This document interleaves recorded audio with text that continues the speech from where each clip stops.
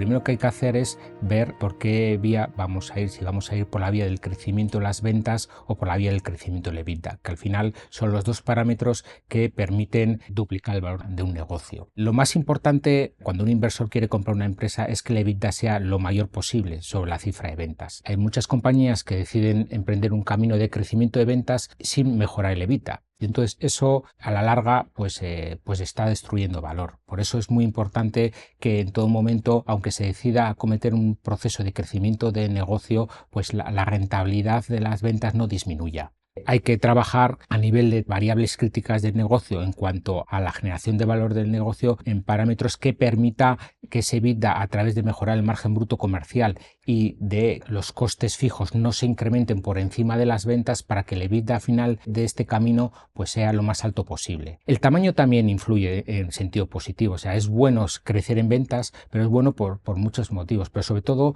tiene que ir encaminado todas esas medidas de crecimiento a mejorar el EBITDA. Y en segundo lugar, otro concepto que es muy importante dentro de ese crecimiento de valor de un negocio es que la conversión de ese EBITDA en caja sea lo más alto posible. Hay negocios que generan mucho EBITDA, pero como consecuencia de la inversión en circulante que necesitan, porque tarden en cobrar, porque tarden en ejecutar los proyectos, porque necesiten para vender dotarse de un stock muy importante, buena parte de ese crecimiento lo tienen invertido en intangibles, como puede ser el stock fundamentalmente, o porque los clientes tarden en pagar. Entonces, en esa situación hay negocios que generan una rentabilidad muy elevada sobre ventas, pero la caja que generan es muy baja, con lo cual cuando vas a salir al mercado a vender, pues eso penaliza muy negativamente. Es muy importante que cuanto antes se pueda, que ese EBITDA que se va generando mes a mes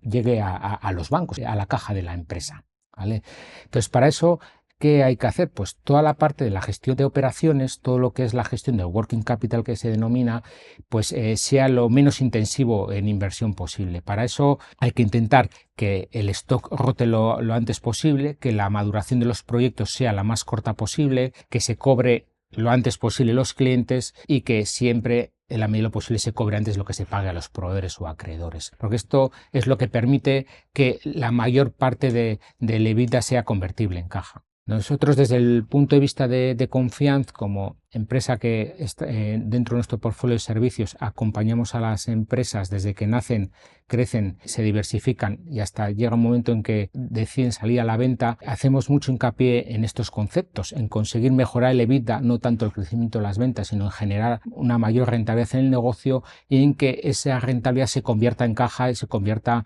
esos beneficios en dinero en el banco, porque eso es realmente el verdadero termómetro de la empresa sana y que gana dinero. No solo que en una cuenta de pérdidas y ganancias aparezca un beneficio grande y en el banco no tenga dinero.